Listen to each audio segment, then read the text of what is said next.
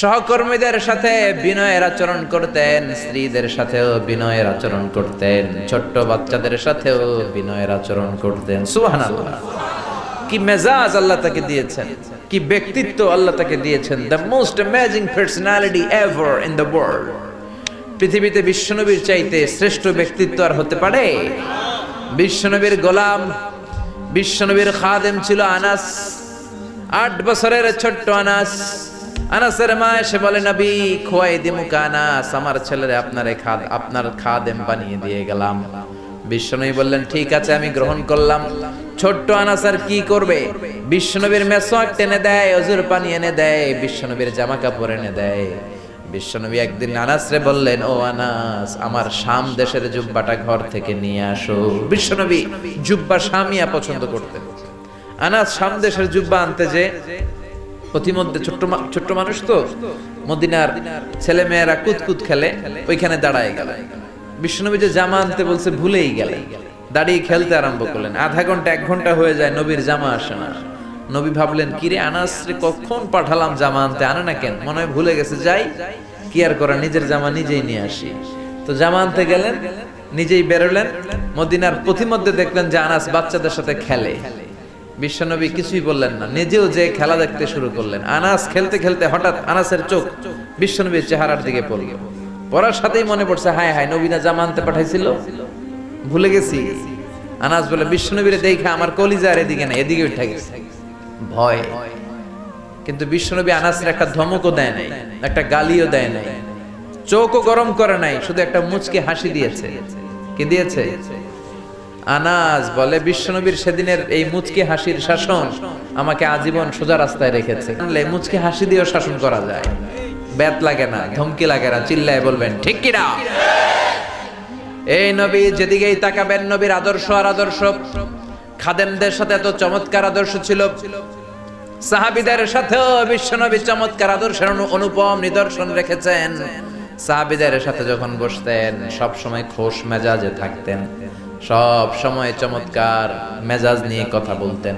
সাহাবাদেরকে নিয়ে বিশ্বনবী একবার খেজুর খেতে বসলেন। খেজুর তো সবাই খেজুর খেয়ে বিচি সামনে রাখে, বিশ্বনবী খেজুর খেয়ে বিচি সামনে রাখে না। পাশে বসেছে ওনার মেয়ের জামাই আলী।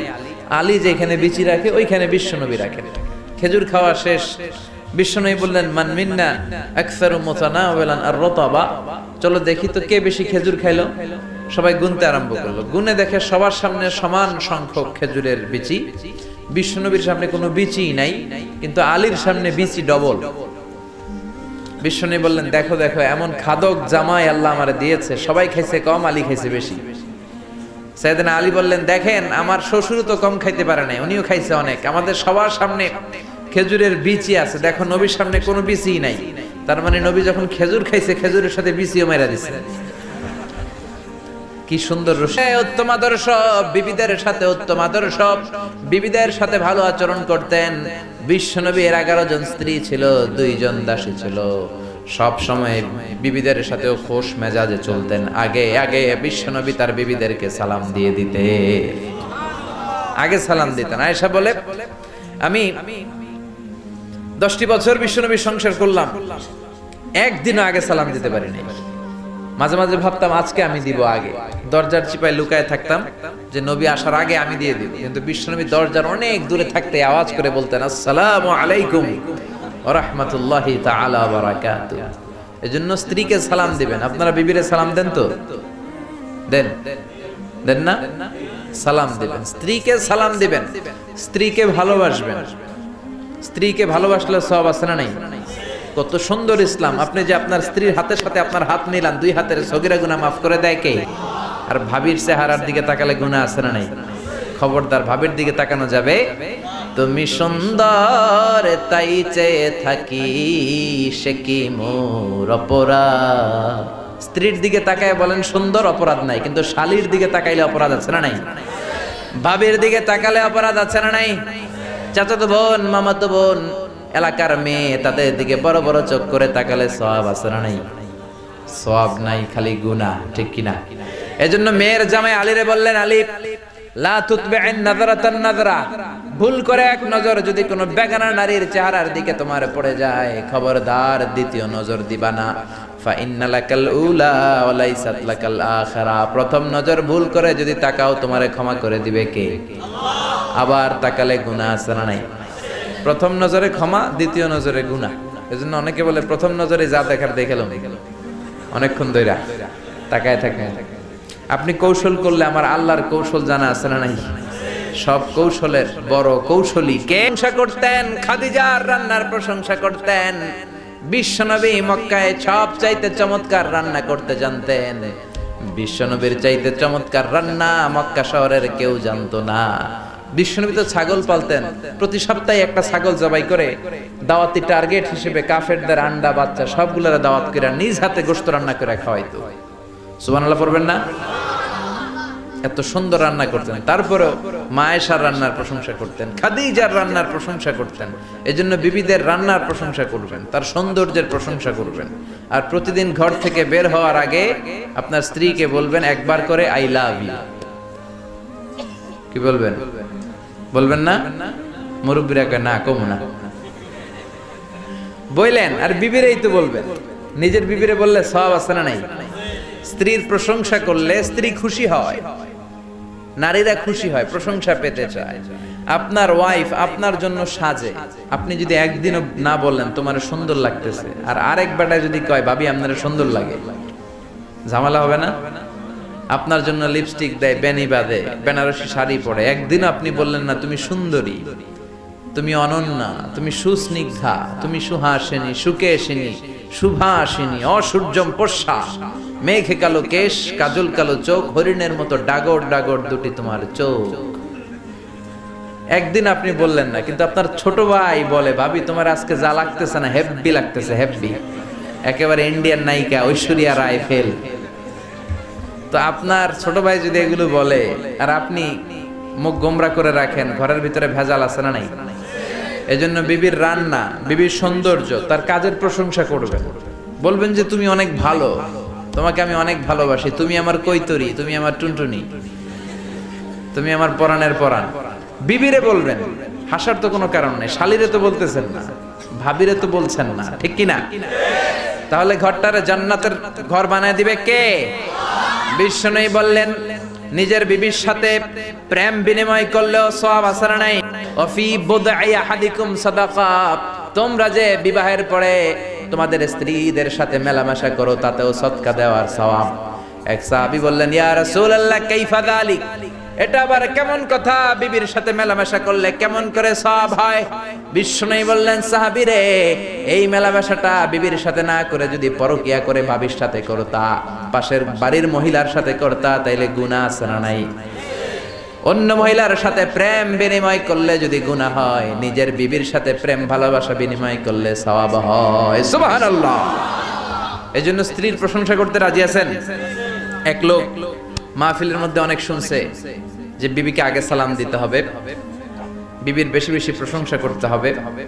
তো ভাবলো আজীবন যৌতুকের লাগে বউরে কিলাইলাম, আজকে সালাম দিব আগে, যেহেতু ওয়াজে হুজুরে বলেছে, আর তার রান্নারও প্রশংসা করবো। তো বাড়িতে যেই বিবিরে প্রথম সালাম, বিবি কয় কি রে আজকে সূর্য উঠছে কোন দিক দিয়া? আজীবন আমারে কিলায় যৌতুকের লাগে, আজকে সালাম দেয়, ঘটনা তো ভালো না। রাত 12টার দিকে আসছে, মাহফিল টাফিল শুনে দরজা খুলে দিছে। স্বামী কয় খাবার দাও, ডাইনিং টেবিলে খাবার দিয়েছে। তো স্বামী খাবার খায়, স্ত্রী খাবার বেড়ে বেড়ে প্লেটে দেয়, আর স্বামী মিটি মিটি হাসে।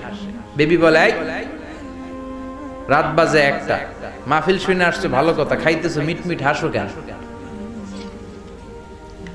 স্বামী বলে হাসতেছি তার কারণ আজকে তোমার গরুর গোশতের রান্নাটা এত মজা হয়েছে না, এত মজার গরুর গোশত জীবনে খাই নাই। রান্না মজা হয়েছে শুনে বউ তো তেলে বেগুনে জ্বলে উঠছে। কি রান্না মজা হয়েছে মানে? বিগত 10 বছর ধরে তোমারে রান্না করে খাওয়াই, একদিনও রান্নার প্রশংসা করলা না। আর আজকে পাশের ঘরের ভাবি একটু গরুর গোশতের তরকারি পাঠাইছিল, ওই গরুর গোশতের তরকারি দিয়েই তোমার রাতের খাবার দিছি, ঘরে আর কিছু রান্না টান্না করি নাই। ওই মহিলার হাতের গরুর গোশতের রান্না তোমার এত ভালো লাগছে, খাও, জন্মের খাওয়া খাও, আর রান্ধন না। এরকম না বুঝে যদি উল্টাপাল্টা প্রশংসা করেন তাহলে ভেজাল আছে না নাই? এজন্য স্ত্রীদের প্রশংসা করবেন, স্ত্রীকে ভালোবাসবেন, ফ্যামিলিটারে জান্নাতি ফ্যামিলি বানায় দিবে কে? দিতেন তাদের সুখ দুঃখের সাথী হয়ে যেতেন। তার মানে বিশ্বনবী খাদেমদের সাথে ভালো, বন্ধুদের সাথে ভালো। বিশ্বনবী ছিলেন তার বিবিদের সাথেও ভালো। আবার বিশ্বনবী ছোট বাচ্চাদের দেখলে আদর করতেন। এমন কোন ছোট বাচ্চা নাই যে বাচ্চার মাথায় বিশ্বনবী হাত বুলায় না। আল্লাহু আকবার। আমরা আতর ব্যবহার করি এই জায়গায়, বিশ্বনবী আতর ব্যবহার করতেন হাতের এই জায়গায়, আর ওই ব্যবহার করা আতর দিয়ে বিশ্বনবী মদিনার সব বাচ্চাদের মাথায় হাত বুলিয়ে দিতেন। আর বিশ্বনবীর ব্যবহার করা আতরের ঘ্রাণে পুরো মদিনা শহরে আমোদ হয়ে যেত। দুই নাতি ছিল বিশ্বনবীর, হাসান আর হুসাইন, তাদেরকে অনেক ভালোবাসতেন। বিশ্বনবী বলতেন রাইহানাতাইন, হাসান হুসাইন হলো আমার সুগন্ধি, হাসান হুসাইন হলো আমার পারফিউম। হাসান হুসাইনের দেহের এমন কোন জায়গা নাই যেই জায়গায় বিশ্বনবী দুই ঠোঁট দিয়ে চুমা দেয় নাই। বিশ্বনবী নিজে ঘোড়া সাজতেন, হাসান কাঁধের উপর দাঁড়াতো, হাসান নামলে আবার হুসাইন উঠতো, হুসাইন নামলে হাসান উঠতো। গোটা বিশ্বের সর্দার, সব নবীদের সর্দার বিশ্বনবীর হাসান হুসাইন ঘোড়ার মতো ঘোড়া বানিয়ে। আনিল আমজাদ ইলাল্লাহ, বলেন তো না আল্লাহর কাছে কে বেশি দামি, আপনি নাকি আমি? বিশ্বনবী বললেন হুসাইন, আনাল আমজাদ, আমি বেশি দামি। হুসাইন বলল না জি, আমি মানি না। আনালা ওয়াফিক, আমি মানি না। না, কেমন করে আপনি আমার চাইতে বেশি দামি হন? আপনার চাইতে আমি বেশি দামি। বিশ্বনবী বললেন হুসাইন, আমি হলাম নবীদের নবী, আখির নবী বিশ্বনবী, আর তুমি হলা আমার উম্মত, তোমার চাইতে আমি বেশি দামি। হুসাইন বলে না জি, আপনি ভুল বললেন, আপনার চাইতে আমি হুসাইন বেশি দামি। সুবহানাল্লাহ কইবেন না? বিশ্বনবী বললেন কাইফা যালিক, কেমন করে এটা? হুসাইন বলল না জি, তাহলে বলেন তো আপনার আব্বার নাম কি? বিশ্বনবী বললেন আমার আব্বার নাম হলো আব্দুল্লাহ। কি নাম? হুসাইন বলেন আনা খালি আব্দুল্লাহ, লাইসা ক্বাবলাহু ওয়ালা বা'দাহু শাই। খালি আব্দুল্লাহ, সামনেও কোনো টাইটেল নাই, পিছনেও কোনো টাইটেল নাই। আমার আব্বার নাম আপনি জানেন নাকি? আমার আব্বা হলো শেরে খোদা, দুনিয়ার সব কাফির মুশরিকদের জন্য আল্লাহ আমার আব্বারে বাগ বানিয়ে পাঠিয়েছে। আমার আব্বা সাধারণ কোনো মানুষ নয়, বিশ্বনবীর মেয়ের জামাই। কি বলেন? আমার আব্বার নাম হলো আলী কাররামাল্লাহু ওয়াজহা। বিশ্বনবী বললেন তাই তো, আসলে তো তোমার আব্বা বেশি দামি। আবার হুসাইন প্রশ্ন করলেন না, বলেন তো আপনার আম্মার নাম কি? কি নাম বিশ্বনবীর মায়ের? তোরা দেখে যা আমিনা মায়ের কোলে, মধু পূর্ণিমারি সেথা চাঁদ দোলে, যেন উষার কোলে রাঙা রবি দোলে। তোরা দেখে যা আমিনা মায়ের কোলে, কুল মখলুকে আজি ধ্বনি ওঠে কে এলোই, কালিমা শাহাদাতের বাণী ঠোঁটে কে এলোই, পড়ে দুরুদ ফেরেশতা বেহেশতের দুয়ার খোলে। তোরা দেখে যা আমিনা মায়ের কোলে। আল্লাহু আকবার। একটা মহিলাকে আরশের উপর থেকে আল্লাহ সালাম জানিয়েছেন, ওই মহিলাটাই আমার নানি খাদিজা। বিশ্বনবী খাদিজার এত ভালোবাসতেন, বিশ্বনবী বলতেন আল্লাহ কিয়ামতের দিন যখন কেউ কাউরে চিনবে না, ওই কঠিন দিনে আমি যেন আমার প্রাণের খাদিজারে ভুলে না যাই। খাদিজা ইন্তেকালের পরে বিশ্বনবী নিজ হাতে দাফন কাফন করলেন, কবরের সামনে দাঁড়িয়ে দোয়া করলেন।